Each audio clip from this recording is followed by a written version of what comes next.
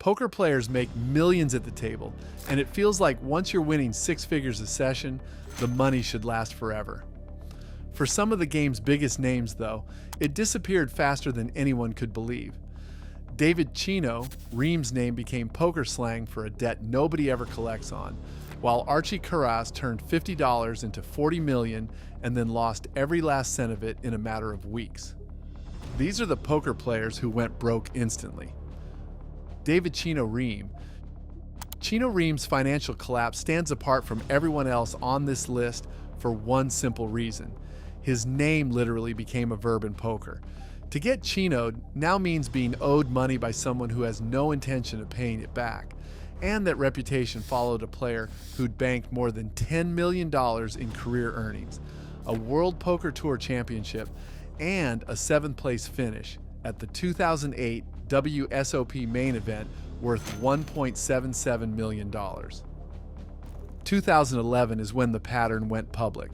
Poker pro Will Molson posted on the forum 2+2 that Rheem owed him $40,000 after accidentally being wired double the loan he'd asked for, and Rheem never paid it back, even after cashing for six figures in the very event that loan had staked him into. That's when more players started coming out of the woodwork. Joseph Cheong said he was owed a similar amount.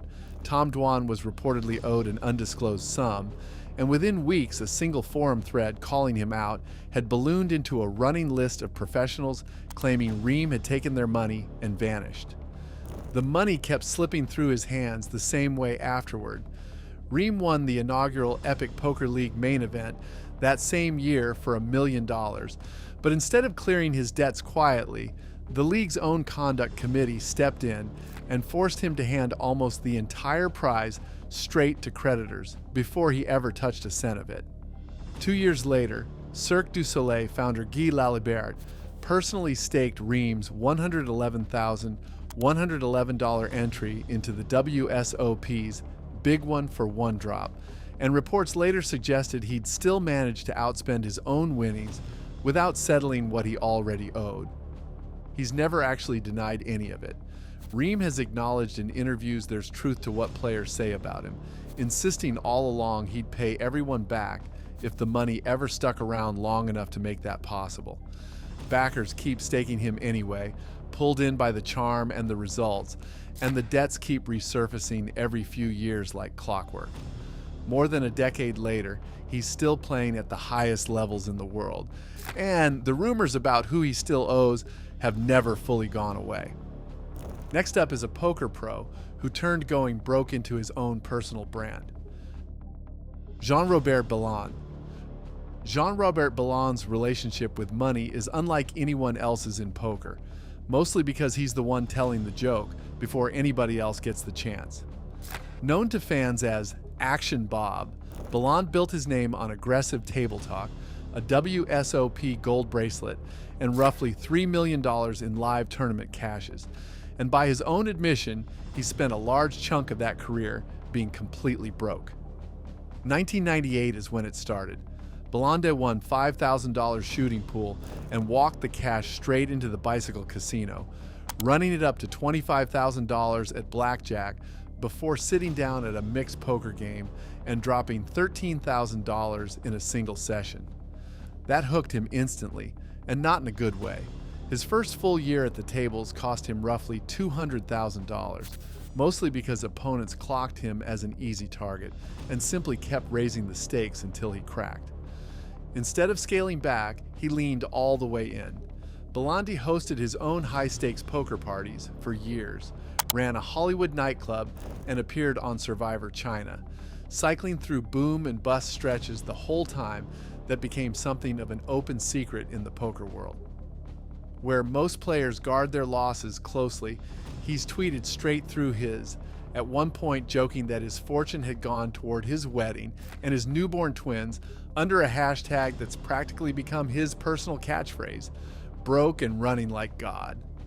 The forums haven't always been kind about it.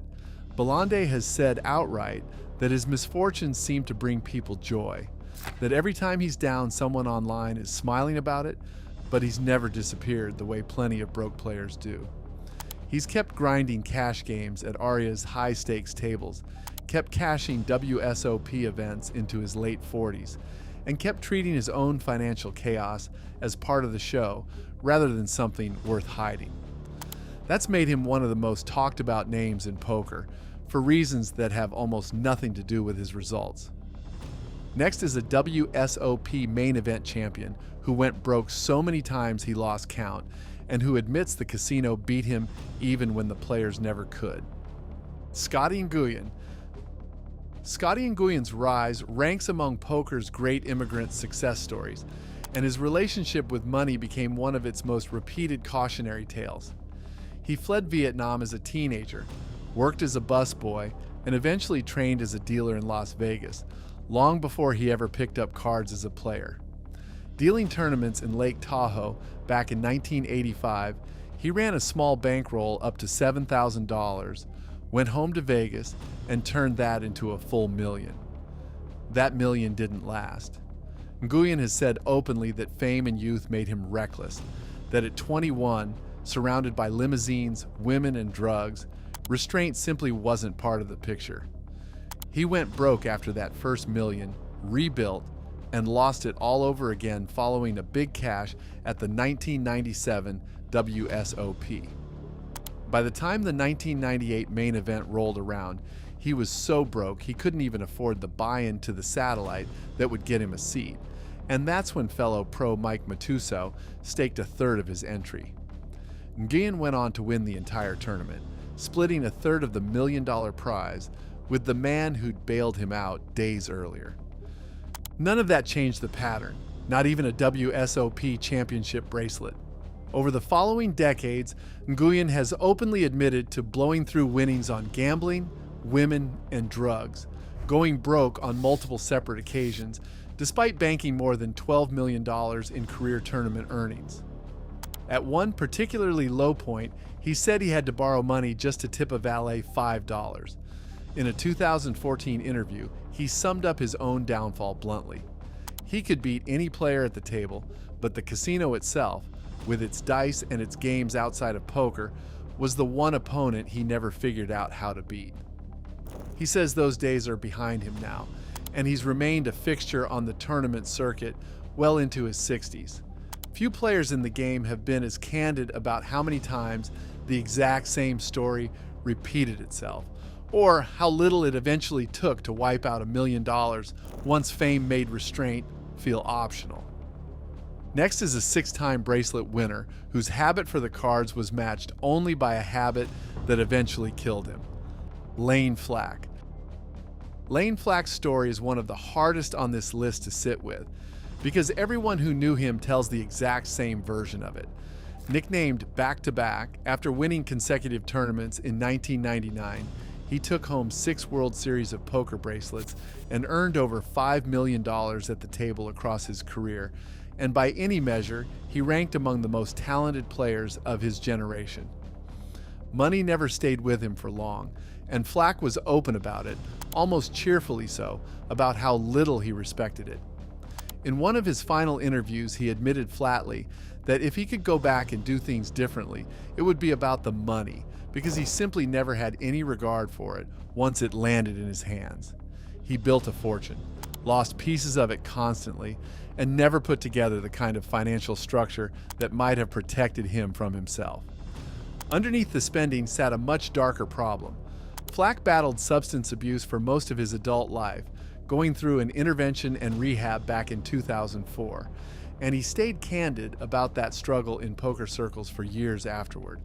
Friends described him as someone who burned the candle at both ends and somehow kept coming back for more, at the tables and away from them, and for a long stretch, it genuinely looked like he'd gotten it under control.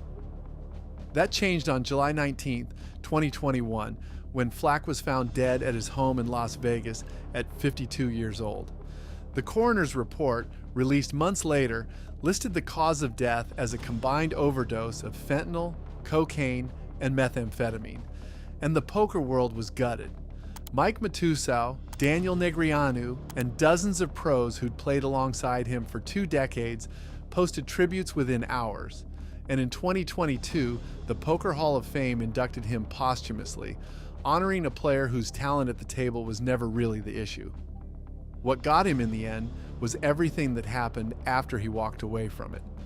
Next is a full-tilt millionaire who went from one of poker's most beloved faces to a man being sued by his own former sponsor. Erick Lindgren.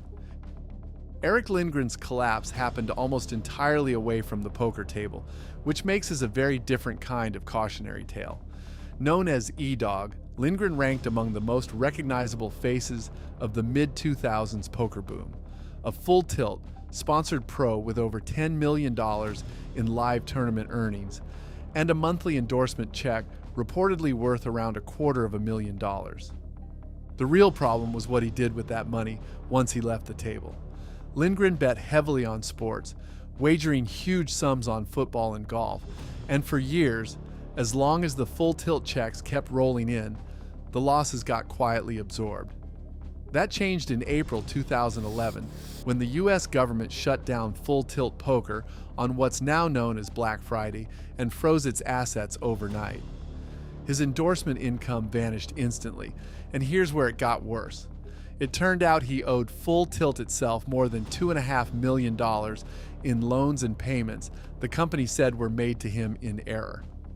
Once Full Tilt collapsed, the players Lindgren owed money to started speaking up publicly, and a single forum thread calling him out swelled past 100 pages, with players alleging he owed hundreds of thousands of dollars across sports bets, side deals, and personal loans. Bankruptcy followed in 2012, then again in 2015, listing more than $10 million in total debt against less than $50,000 in assets, and PokerStars, which had bought Full Tilt out of bankruptcy, sued him directly to recover what he owed.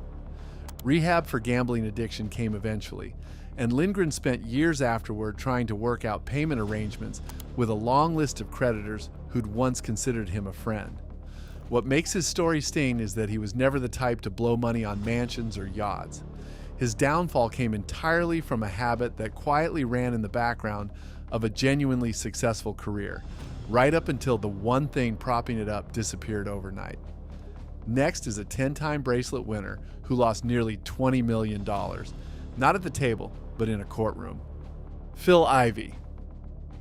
Phil Ivey's financial disaster stands apart from everything else in poker because it wasn't bad investments or gambling debts that cost him tens of millions. It was a card game he technically won. Ivey, a 10-time WSOP bracelet winner, often called the Tiger Woods of poker, teamed up with his associate Chung Yin Kelly's son in 2012 to run a technique called edge sorting through two of the biggest casinos in the world, spotting tiny manufacturing flaws on the backs of playing cards to gain a mathematical edge at Baccarat. Across 4 separate visits to the Borgata in Atlantic City, the pair walked away with $9.6 million, and the casino paid every cent of it without objection at the time. The result was Ivey and Son taking the same technique to Crockford's in London, running their edge up to roughly $12 million in a single sitting, only to watch the casino refuse to pay and call in its own security footage to investigate exactly how they'd pulled it off. 5 years of overlapping lawsuits on 2 continents followed.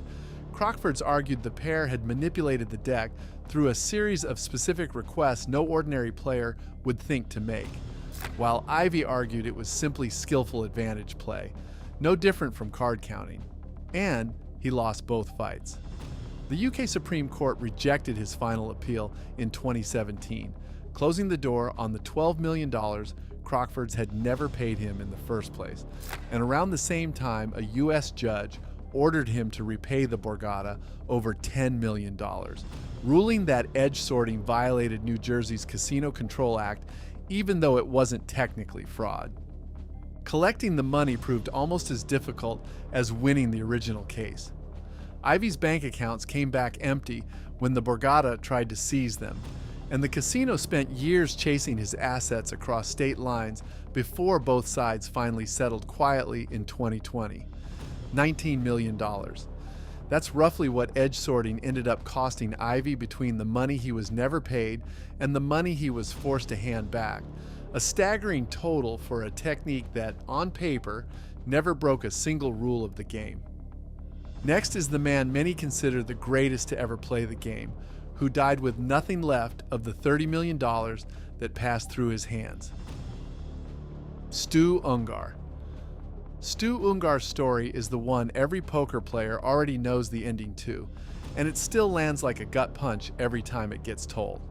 Ungar had won an estimated $30 million at the poker table by the time he died in 1998 at just 45 years old in a cheap motel off the Vegas Strip, and he had almost nothing left.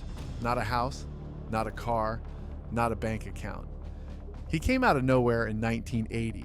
His first ever professional poker tournament was the World Series of Poker main event, and he won it outright, becoming the youngest world champion in history and earning the nickname The Kid. A repeat win came in 1981, and then, in one of the greatest comeback stories the game has ever produced, he took the title a third time in 1997, 16 years later, after most of the poker world had already written him off as a lost cause. What should have opened a new chapter turned out to be the last one instead. Within 4 months of collecting that $1 million check, Ungar had gambled almost the entire thing away, and poker was never really the problem. Away from the tables, he bet on horses, sports, and blackjack, losing hundreds of thousands of dollars at a time doing it, and underneath all of that sat the drugs. What began as cocaine to keep him sharp during marathon sessions turned into an addiction that physically destroyed him, collapsing his nose more than once from years of use. Casinos wouldn't even let him near a blackjack table because his card counting was that good. Yet, by the late 90s, he could barely function outside of a poker chair. By 1998, he had nothing, hunting for stakes just to enter tournaments he used to dominate, and backers who'd once lined up to fund him started saying no because everyone knew the money would go straight up his nose instead of onto the felt. He died later that year, alone, with nothing left of the $30 million that had passed through his hands. Ungar himself once said the drugs had taken 10 or 15 years off his life. He was right, almost to the year. Finally, we've got the gambler who did the impossible, turning $50 into $40 million, and then somehow managed the impossible again in reverse. Archie Karas. Archie Karas' story doesn't really fit the same category as anyone else on this list because what he pulled off has never been repeated. $50 is all Karas had to his name when he drove into Las Vegas in December of 1992, and after borrowing $10,000 from a friend, that same $10,000 turned into something like $40 million over the next 2.5 years in what's now known simply as The Run, one of the most legendary hot streaks in gambling history. It started at the pool table, hustling a wealthy gambler known only as Mr. X out of over $1 million, and from there Karas moved to poker, taking that same opponent for millions more. Word spread fast, and every big name in the game wanted a piece of him. Stu Ungar sat down with Karas heads up and lost $500,000, and Chip Reese, one of the most respected cash game players who ever lived, said he'd never lost more money to a single opponent in his life. Karas ran through the best players in the world, building his bankroll to $17 million, and at that point, nobody wanted to play him anymore. Craps became the next target, with Karas betting up to $300,000 on a single roll of the dice as his bankroll swelled past $40 million. He carried a gun, kept his own security around, and for a while he was arguably the richest gambler walking the Vegas Strip. The whole thing came apart in about 3 weeks in 1995. $11 million vanished at the craps table, another $2 million went back to Chip Reese at poker, and when Karas switched to Baccarat hoping to stop the bleeding, he lost $17 million there instead. $40 million gone in a single month. He briefly returned home to Greece to catch his breath, came back to Vegas, and lost almost everything else that remained within days. He never really stopped either. Karas kept gambling for decades afterward, chasing smaller runs that never came close to the original, and he was eventually banned from Nevada casinos entirely and placed in the state's Black Book of Excluded Persons. Almost nothing to his name. That's what was left when he died in 2024 at 73. Asked in one of his final interviews whether he'd do it all again, he said he would, without hesitation. Finally, we have a 4-time bracelet winner whose body broke down right along with his bank account and who's still fighting his way back from both. Mike Matusow. Mike Matusow's financial roller coaster ties directly to his health, which makes his story genuinely difficult to watch unfold. Known as the Mouth for his nonstop table talk, Matusow has won 4 WSOP bracelets and banked over $10 million in tournament cashes across his career. And by his own admission, he once believed he'd have $100 million sitting in the bank by 2015. None of that happened because in 2014, Matusow was a passenger in a car accident that led to a spinal injury doctors said could have left him paralyzed. Surgery followed, along with time spent unable to walk and severe nerve damage that caused him chronic pain for years afterward. And to manage it, he leaned on painkillers on top of a gambling habit that had already followed him since childhood, back when he got hooked on video poker machines before he'd ever learned a hand of Texas Hold'em. The injury gutted his ability to play, and the money didn't stick around either. Matusow has said openly that he went from being set for life to dead broke and nearly paralyzed within about 18 months, and 2016 is when he lost his house. Fellow pro Daniel Negreanu, despite a famously rocky relationship with Matusow over the years, stepped in to lend him money to help him get back on his feet, and Matusow lost that too. Sports betting only made things worse. He's got a long history of aggressive NFL and college football bets, at times losing 6 figures in a single sitting, including a $200,000 cash game loss just weeks before a WSOP main event, and he's also spoken candidly about a brief drug conviction in 2004 that landed him in jail for 6 months, along with being diagnosed as bipolar, a condition he says fed directly into both his gambling and his infamous on-camera meltdowns. His story hasn't ended in ruin, though, unlike most of the players on this list. After years of what he describes as feeling sorry for himself and blaming everyone around him, he rebuilt slowly, grinding online at small stakes and working his way back to deep WSOP runs starting in 2017. He's still cashing in bracelet events today, proof that in poker, going broke instantly doesn't always mean staying broke forever. Let us know your thoughts in the comment section, and before you leave, don't forget to like this video and subscribe to Aces Full Poker so you don't miss the next ones.